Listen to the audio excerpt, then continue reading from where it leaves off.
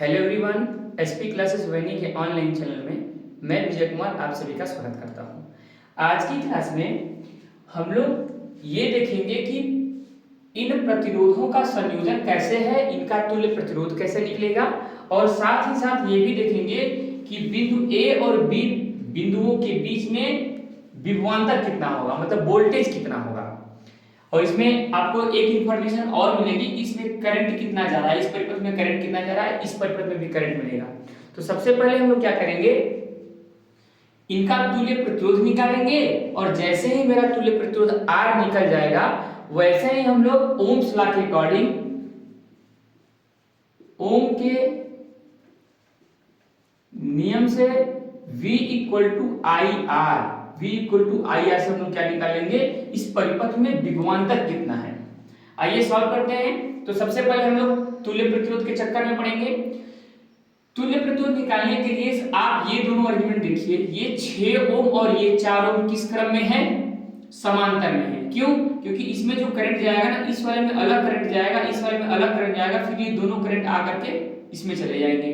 तो जब करंट अलग अलग हो जाता है तो समांतर क्रम में, और करंट अगर समान होता है तो श्रेणी क्रम में। ये 6 ओम और ये 4 ओम समांतर क्रम में है, इसलिए इसके लिए फार्मूला लिखेंगे हम लोग 1/r dash equal to 1/6 plus 1/4। आप ये बात चाहे तो लिख सकते हैं कि 6 ओम तथा 4 ओम समांतर क्रम में है, इसलिए 1/r dash equal to 1/6 plus 1/4। अच्छा, इसका एलसीएम कितना लेंगे, 12, 6 दूना 12 और 4 तिहाई 12। तो 1/r डैश इक्वल टू जो मिलेगा वो मिलेगा 5/12। अब आप बताइए, हमको तो r डैश चाहिए, तो r डैश इक्वल टू ये 12/5। 5 से काट दीजिए इसको, 5 दूनी 10, बच जाएगा 2, लगेगा दशमलव, हो जाएगा 20, 5 चौका 20, मतलब r डैश इक्वल टू मिल गया 2.4 ओम। और इन दोनों को हटाएंगे और एक नया फिगर बनाएंगे, उसमें क्या लगाएंगे, 2.4 ओम का एक नया प्रतिरोध लगा देंगे। यहां से पॉइंट ए है जिसमें 2 एम्पियर की धारा आ रही है, और यहां पर एक सिंगल प्रतिरोध लग गया है 2.4 ओम का, और यहां पर एक प्रतिरोध लगा हुआ है बी पॉइंट से पहले ही, और 3.6 ओम का। अब आप देखिए ये किस क्रम में है, ये दोनों प्रतिरोध किस क्रम में है, श्रेणी क्रम में। क्यों? क्योंकि इनमें एक ही करंट धारा बह रही है। तो इसके लिए R इक्वल टू लग जाएगा 2.4 ओम प्लस 3.6 ओम। कितना आ जाएगा, 3 2 5 1 6, ये 6 ओम का प्रतिरोध हो जाएगा। ठीक, हमको तुल्य प्रतिरोध कितना पता चल गया, 6 ओम। अब हमको क्या निकालना है, ए और बी बिंदुओं के बीच में विभवांतर।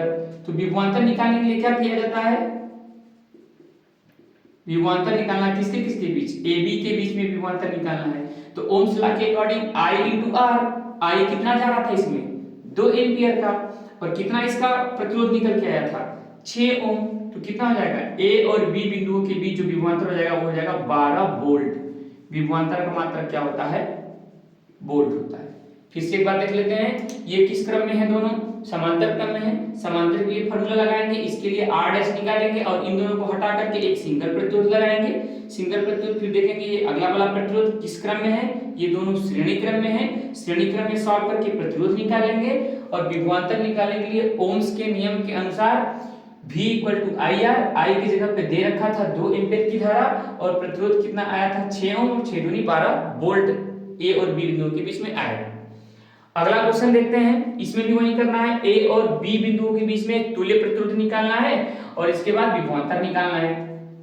आप ये देखिए, ये 6 ओम और ये 6 ओम किस क्रम में है, समांतर क्रम में है। तो इनके लिए r डैश 1/r डैश निकलेगा, तो आ जाएगा 1/6 प्लस 1/6, ये हो जाएगा आपका एलसीएम 6, 1 + 1 इक्वल टू 2/6, कुल मिला करके 1/3, और r डैश जब निकल के आएगा तो मेरा 3 ओम का आएगा। ठीक है, अब ये हम यहां से हटा देंगे, यहां पर 3 ओम का एक नया प्रतिरोध लगा देंगे, नया फिगर बनाएंगे। यहाँ पॉइंट ए है, यहाँ पर 2 एम्पियर की धारा बह रही है, और यहाँ से इन दोनों को हटाना है, 3 ओम लगाना है। यहाँ भी 3 ओम का एक फिगर मतलब प्रतिरोध लगाना है।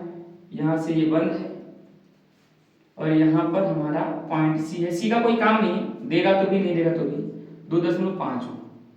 अच्छा, अब आप देखिए ये 3 ओम और ये 3 ओम किस क्रम में है, तो ये दोनों समांतर क्रम में है। किस क्रम में, क्योंकि धारा अलग अलग हो जाएगी।